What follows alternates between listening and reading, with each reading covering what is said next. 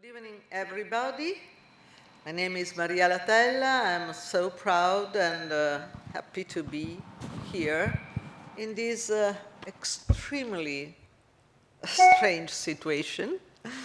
But I know that it's the new normal, and we get used to have this kind of event on streaming and on remote. I'm very happy to see on the other side of the ocean and on the video Professor Chesbrough. I had the pleasure to interview him 1 year ago. And Professor Chesbrough, there are a few friends here next to me, and I suppose they want to say hello to you. On my next, there is Director Giovanni Storto and the Rector Andrea Prencipe, and next to him, the CEO of LVenture, Luigi Capello. Hi, Henry. Hello, Henry. Thank you. So, I think that this 1 hour meeting will start immediately with a round of questions which are focused on innovation as absolutely normal in this case. On innovation from the perspective of higher education, and I will start immediately with Giovanni Lo Storto. Here in Italy, education is one of the topic we are discussing with politicians, with entrepreneurs. What is your vision for LUIS in the future? Thank you, Maria. And let me start just with two ideas raising me, hearing from you that we are in the new normal. Perhaps we are thinking that could be this the new normal, but we are working for our next normal. And all our work, all our job is just to face the critical emergencies we are every day. We have every day just to prepare our next normal. And then, for what concerns your consideration about the topic of education discussed every day, for perhaps the stimulus also with such an event as the one we are having today here in LUIS, is to have more discussions on that in our country, to have the possibility that politicians understand exactly how the point is so critical and how we have to concentrate efforts and proposals to face this kind of situation. The situation is to improve the investment, not only in money, but the investment in attention and in development of the topics and of the issues related to the education. What's the vision for LUIS?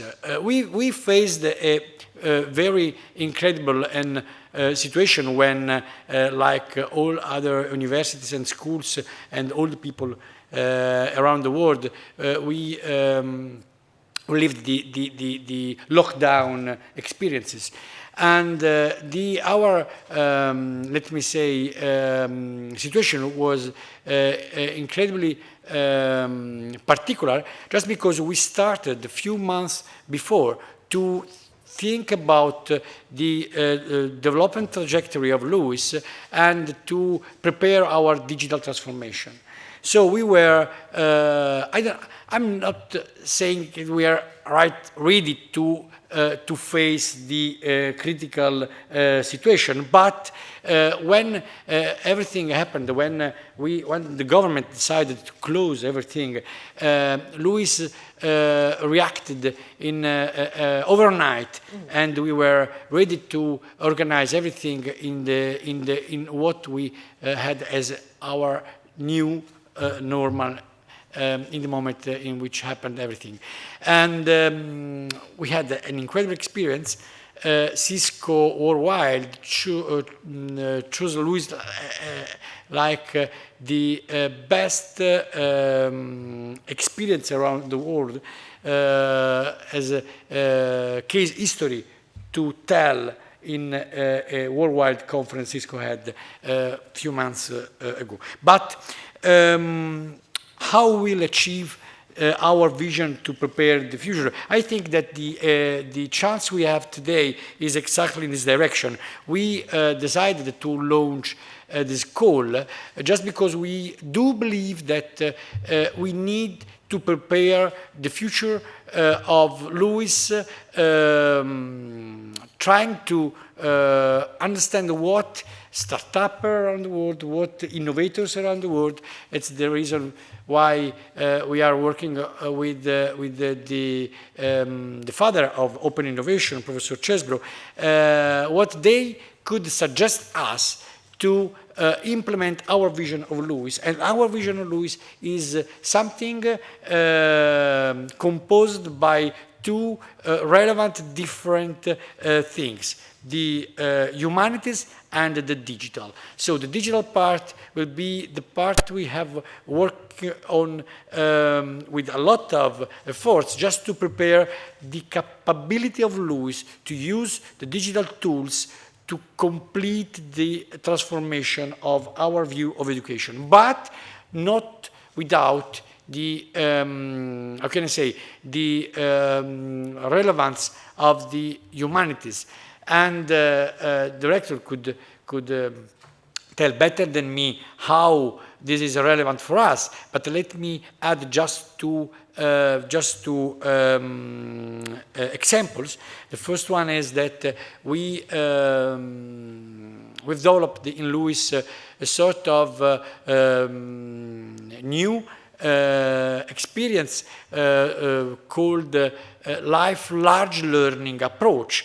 More than lifelong learning method, and life large learning approach in education is exactly what we believe of how humanity can enrich the education field, with a lot of new experiences that offer to the students to be more creative, more curious, more able to evolve in the direction we believe in, and this is the inquiry-based capability of the students to participate into the education process. And on the other hand, at the same moment, we are working a lot on the digital field, not only launching, let me say, the management and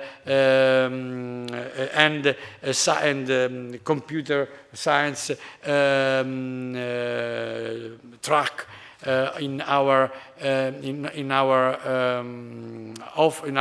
academic didactic offer, but at the same time launching, for instance, a big, huge new experience, a new experiment, and this is the 42 Roma Luis School. Is a digital school we are launching in Italy, that born in France with the École 42 of Xavier Niel, and the 42 Roma Luis will offer in the next future young people well prepared to manage to handle with the digital aspect, and prepared to write code and to help industries, firms, public administration to accelerate in the capability to have innovation into their organization. So, which division for Luis?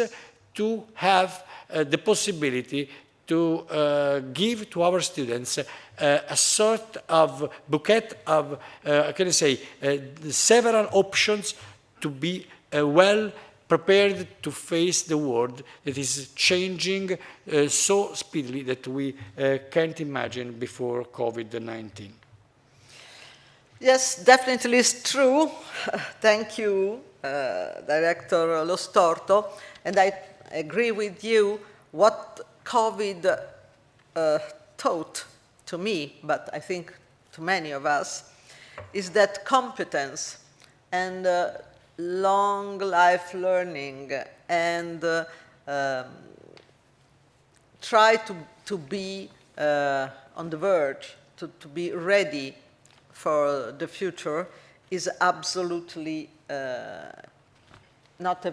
it's not possible to avoid. We have to be ready and to learn and to study. That's why Luis could try and do the best for the students of every age, let me add. I will ask to Andrea Prencipe at this point why Luis chose the research-based model. Well, thanks, Maria. Let me just say that I'm really happy to be here today with friends, with Giovanni and with Luigi, and of course thanks to Maria for moderating this debate amongst the three of us, and also, of course, happy to have Henry Chesbrough on the other side of the ocean today with us. And today is really, the event is focused on innovation in higher education. And it is interesting because I can tell you my take is somehow an educated take because I'm an innovation guy. I've been studying innovation for some time. And now I have the chance to lead the academic dimension of this fantastic university. So I'm on a kind of vantage point to address your question. And again, I'm happy because we hardly think about innovation in higher education. So we are somehow, you can say that we are, out of modesty, at the frontier of the higher education industry, because not only, as Giovanni has just mentioned, we're trying to introduce digital technologies, and today, in fact, we are telling the potential start-uppers to come to us and tell us that they are trying to introduce important inventions, innovations, ideas to innovate higher education based on digital technologies. But we're also working, as Giovanni was saying, we're also working a lot on how to improve the pedagogy of our educational model.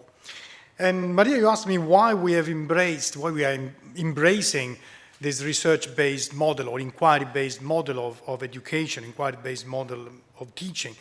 The question or the answer is very simple. We would like our students to go back in their infancy, to go back to when they were kids and they were able to ask a lot of questions. Why is that? Because just to counterbalance this important investment that every single university, every single corporation is doing into digital, and we all know that digital technology, they can offer us a lot of answers. The issue is that we do need to have human capital, in this case, youngsters, young students and future graduates, that they need to be able to ask questions. And in order to ask questions, they need to be trained to do that. And therefore, we have decided together with Simona Romani, Anna Fiorentino, but also Michele Costabile, to embrace this research-based model of higher education, of teaching, which is a model that shifts from Luis' teaching from an instructional paradigm where we had students who were receiver information from scholars, which is still important, is still the case. In the Anglo-Saxon literature, was basically called the sage on the stage. It was someone who is a sage person, a professor is on this stage and tells students what they have to learn. So we are somehow abandoning or moving away from this paradigm, and we would like to embrace a paradigm that says to students that a paradigm we can call it a kind of discovery paradigm, where students need to discover what they need to learn. But to do that, they need to acquire tools, they need to acquire methods, they need to acquire processes to how to make questions, how to inquire the world, how to investigate the world. And in this case, the sage on the stage, the professor, has to be able to equip students with these specific tools, which are the typical research tools. In fact, our mantra is to have students as scholars, but we don't want to teach every single LUI students to become scholars, to become researchers. We would like to tell them, we are trying to tell them that student as a scholar is really an attitude, a mindset to inquire the world. It's a mindset that tells students that they need to be able to develop questions. They need to be able to see the world with a different perspective. Critical thinking. Yeah, it's very much so. And therefore, be able to move from, say, a passive role within a classroom in a very active role, where they co-generate knowledge, they produce knowledge together with the other students, because we all know that learning processes are horizontal, in that they learn from their teammates, but at the same time some are also vertical, because professors must be knowledgeable about the subjects to tell students how to go about new things. So overall we are somehow switching gears and telling students, you've got to become scholars, but scholars in the way that not to become researchers as such, but scholars in their mindset, and try to query the world, to investigate the world continuously. And just to echo what Giovanni was saying, and you were saying, Maria, lifelong learning is fundamental, is important, but you have the tools to learn continuously. And we can say safely that in LUIS we are going towards this direction. Thank you. Thank you. Thank you, Rector Andrea Prencipe. And before giving the floor to Professor Chesbrough, I would like to go to Luigi Capello. Luigi Capello, who is the CEO of LVenture. And, we were mentioning EdTech, and I think that it's the moment to say a few words before going to Professor Chesbrough. Okay, thank you, Maria. And it's great to have this great panel with Gianni, Andrea, and Harry. Okay, a few words. We are launching this call for startups and idea together because COVID has changed the paradigm of education. COVID has accelerated a permanent shift toward a digital world. Today, tech is crucial to ensure and provide a more sustainable and qualified education focused on the job of the future. LVenture, an early-stage venture capital firm, deeply believes that tech can help people to develop their full potential.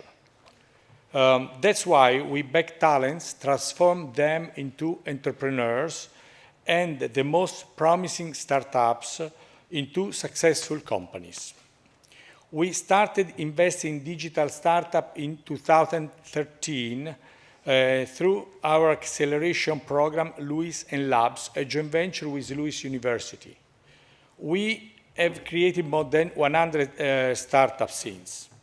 Our business model is to fully support startups with skin in the game, to seed their potential with our ecosystem, accelerate them with smart capital, and growth them into company ready to achieve meaningful exit.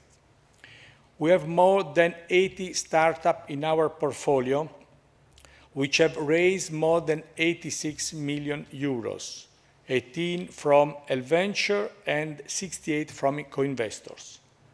LVenture has also an open innovation division to enable corporates to foster innovation and cross-fertilize with startups. Our track record of successful startups, 8 exits, the most recent during lockdown, has its fundamental in a great team and a unique ecosystem made up of a 9,000 square meter hub which hosts more than 50 startups, corporates such Merck, and 2 key high education players, 42 Roma LUIS and Facebook's Binario F.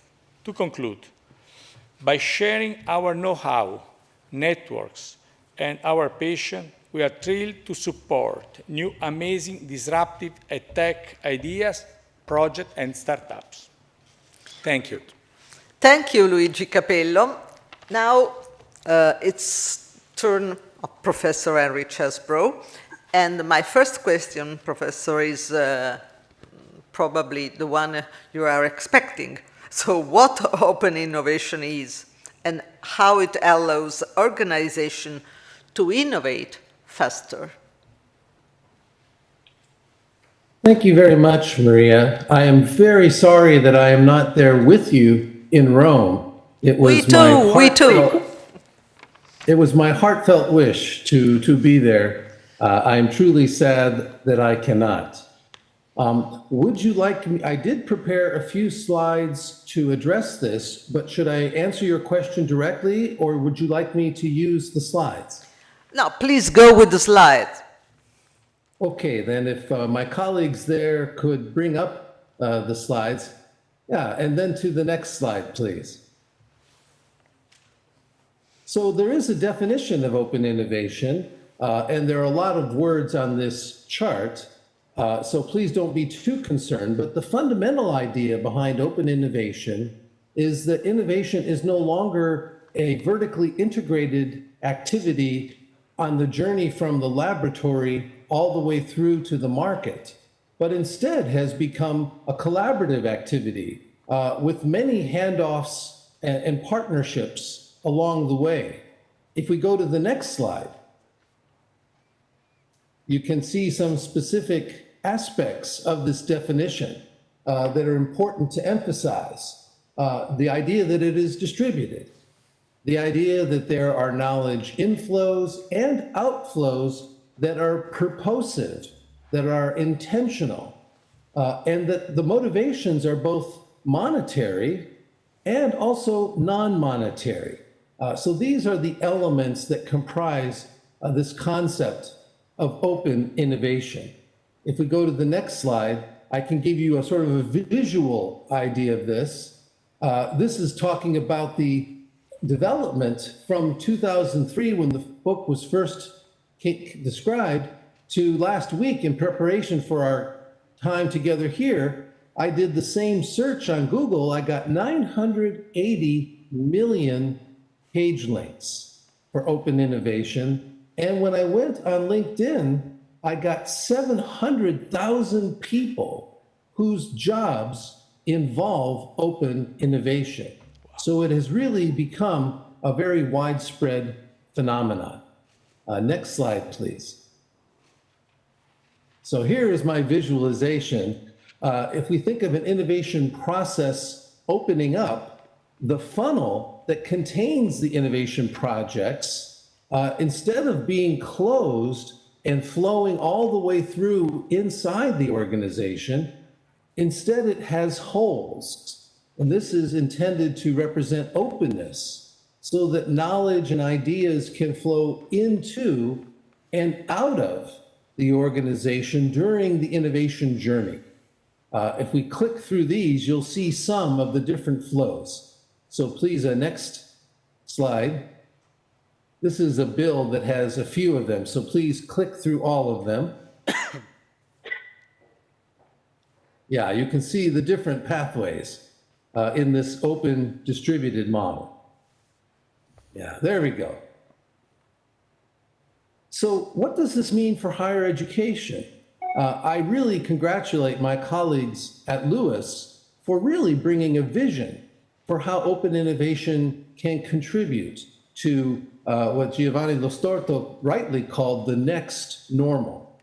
And the key insight I would start with here is that even before the pandemic, the sage on the stage that Andrea Prencipe talked about was already only one learning model. And many people learn differently. Some of us are more visual learners. Some of us need repetition to understand. Some of us really need to use our hands to engage. And in this new model, this digitally enhanced model with the startups and their creativity, we will be able to explore many new ways for people to learn. 6 months ago, all of us around the world had to switch to online, and suddenly digital became a necessity for all of us. And any faculty resistance to leaving the stage in person, that evaporated. And we had to use whatever tools were available at that time. And one of the things that we're learning as we do this is we need new tools. We need more tools. We need better tools. And as the rector already told us, these tools in turn need a new pedagogy, a new curriculum. I very much like this discovery-driven mindset where the students inquire into the world and then pull the knowledge that they need. And then we teach them the processes and methods to do this. Next slide, please.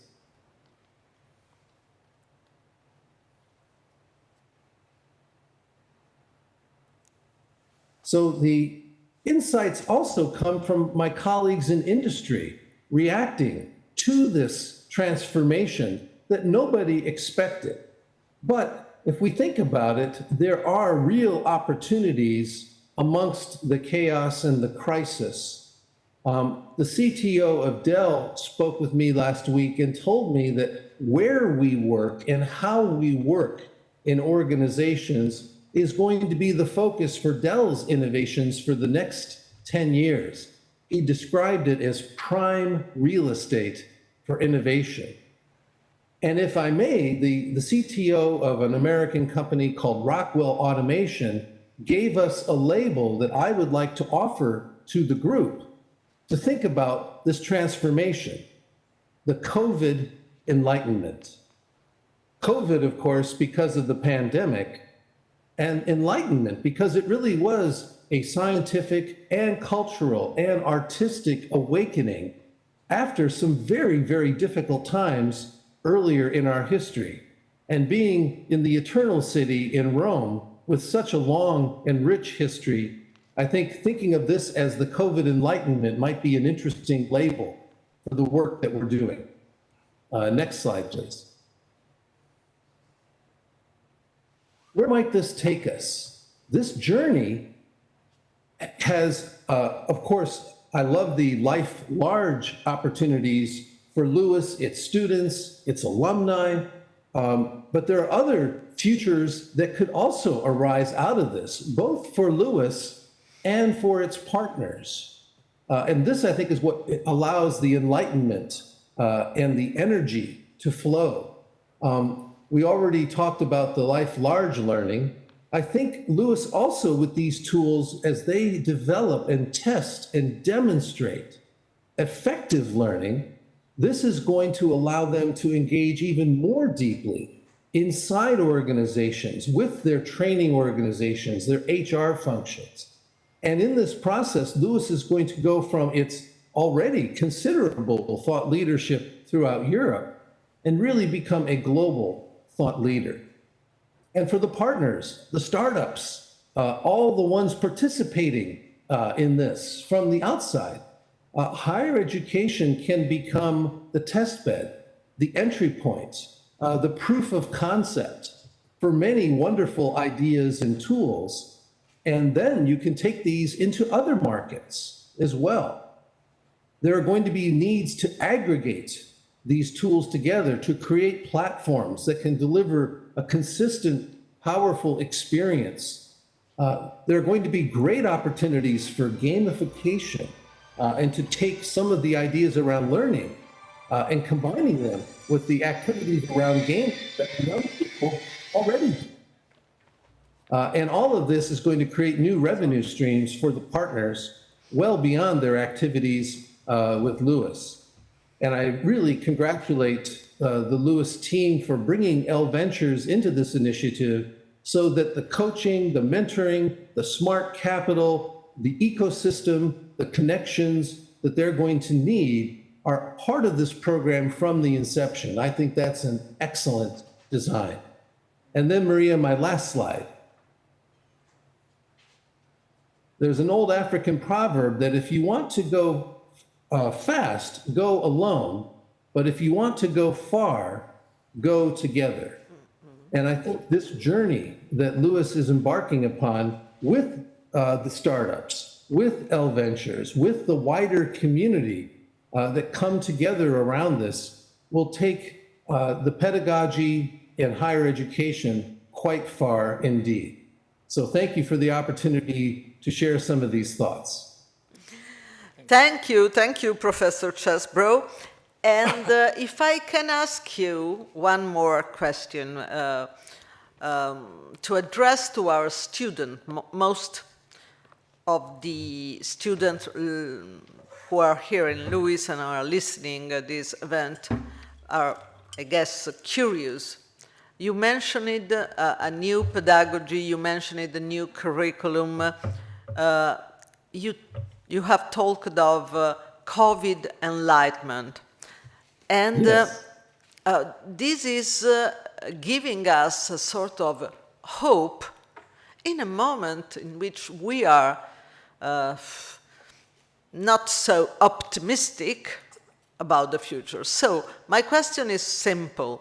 How this COVID enlightenment can help the new generation to look with optimism to their future, talking about new job, new curriculum that at the moment we are not able to see, not yet at least.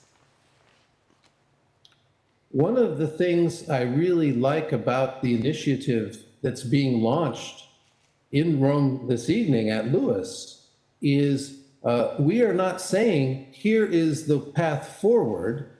We are saying we are going to create a process using open innovation to engage with a lot of very creative, smart, and probably mostly young people. And working together, we are going to chart the course forward. We are going to together figure out how higher education will be transformed for the better after COVID. Clearly, digitalization will be a key part of this. And for young people there, the encouragement I have for you is you are already digital natives. You already are comfortable with digital devices, not just computers and laptops, but smartphones and watches. And these are going to be the learning platforms that will create the basis for how we learn, how we grow, not just during our school years, but throughout our lives. And so this to me is, I think, the very hopeful part of this. We are not going to simply use the knowledge we already have. We are going to together explore, discover, create, and recombine the knowledge that is out there. And in the digital world, there is so much knowledge to be used. But what's needed is a focus for where to apply it. And having Lewis as a partner to act as your test bed, to act as the research guide for the methods and processes to apply this is a great resource. And so all of you who have ideas that say there's a better way to do this, this initiative provides you a way to explore that directly with some very good people and some very good coaching and mentoring, and eventually, if you do well, some smart capital to take it further. Thank you, Professor Chesbrough, and we really miss you here, and we are looking forward to see you again in Rome, trying not only the warmly environment of Lewis, but also the nice way of life in Rome that I remember you really appreciate 1 year ago. I did indeed. And it was almost a year ago, Maria. You and I were together at Lewis when we launched the Mare Technomont Chair in Open Innovation. And I was very, very lucky to be there 1 year ago and happy to see you even at a very long distance this evening. So thank you so much, Professor, for being with us. Grazie mille. Your Italian improved since when you... Okay, thank you. Thank you so much. And I'm going to ask a few questions to Luigi Capello because we need to understand why Luis and LVenture group get together and launch this golden field of higher education. Yes, I think we have also 3 slides about the call, right? Mm-hmm. Okay, and we are going to launch this this call for startups and ideas together. Here we have our targets. So our targets is a team with ideas or startups with different requirements. Team with idea, we need minimum 2 people. Business idea still in definition, so it's not necessary to have a proper idea already defined. No idea validation and no MVP requirement. In the other hand, we have for startups, we have a minimum 2 people, idea validation, pitch presentation, MVP of a technical or digital-based solution. The second slide is,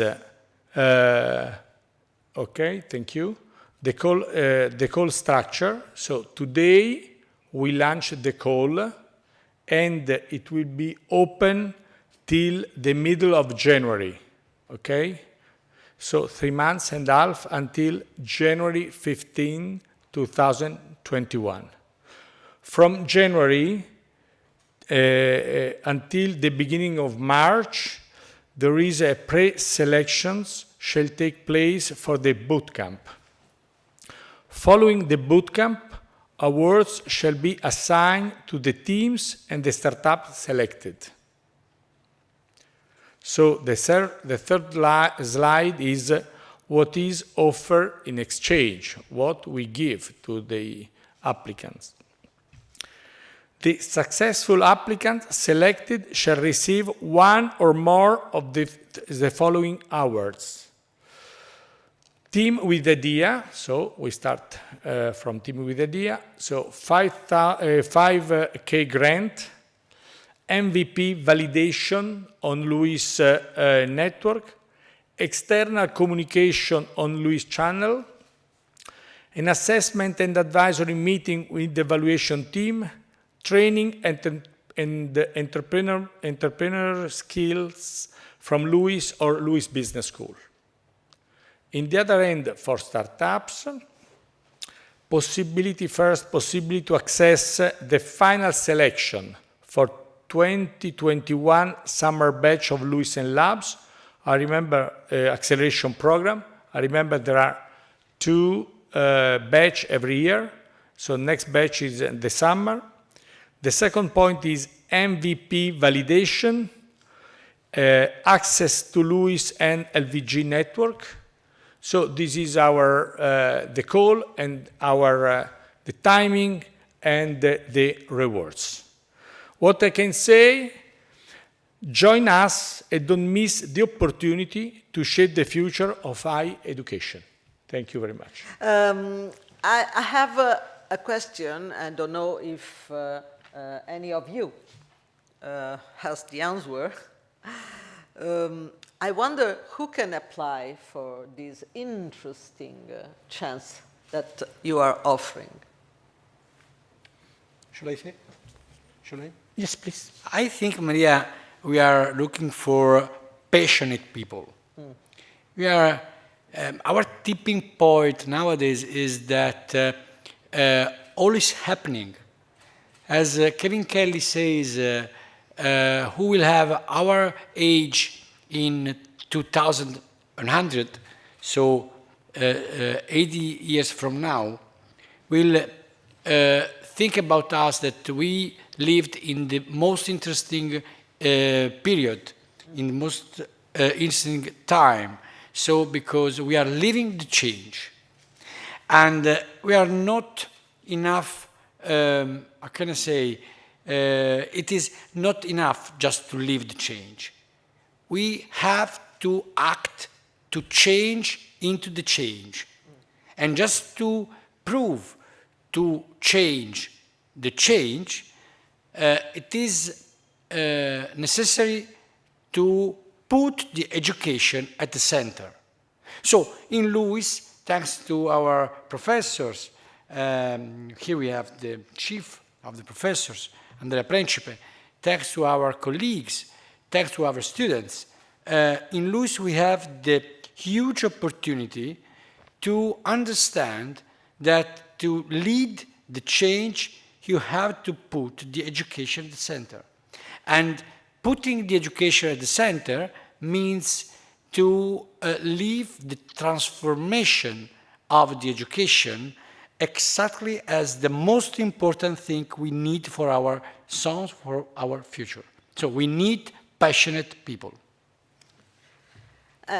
Change with the change, it seems to me a real interesting claim for this coming month. A few questions more before saying everybody goodbye. What is offered in exchange?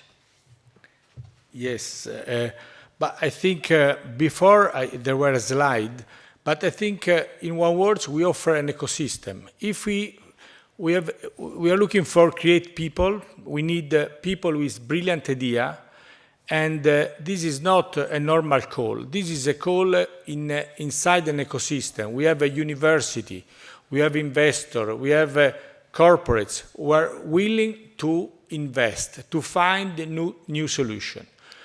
As we hear before from Henry, today is a great time to find new solution. We have a great opportunity for young people with great creativity. So we hope to receive many applications, and we want to work very hard to find the best. Very last question. Some details about the selection process. Well, I think this is my technical issue that Luigi can address much better than me. But just to echo what has been said, we are offering, I think, great opportunities to passionate startups really to innovate or re-innovate what is going to be the real industry for the next decades or the next century. So it's you're going to be working in a great environment. So there's academia, there's university. There's a venture capitalist, there are other startups, it's a fantastic ecosystem, but the purpose is a great opportunity really to move on the world using, in inverted commas, education as a tool. Selection process. Yes. The word is, of course, before there were a slide, in a few words, to recap, there are two ways if you have ideas or you are a startup. In both of them, there are support, possibility to have smart money, have mentorship, have support to create something for the future. So I invite you to send us many applications. Please do it. So we need the smart ideas to give smart money. Yes, of course. So I think we had a nice and interesting meeting, and so now I'm waiting for the novel, the news, and of course the application. Exactly. If you have to add anything. No, we need passionate people with great ideas and for ideas, a better education and a better world. Perfect. Yes, the final and close. for changing in the change. That is the claim of the moment. Thank you, everybody, and good evening. Very good. Okay. Grazie a tutti. Ciao, Henry.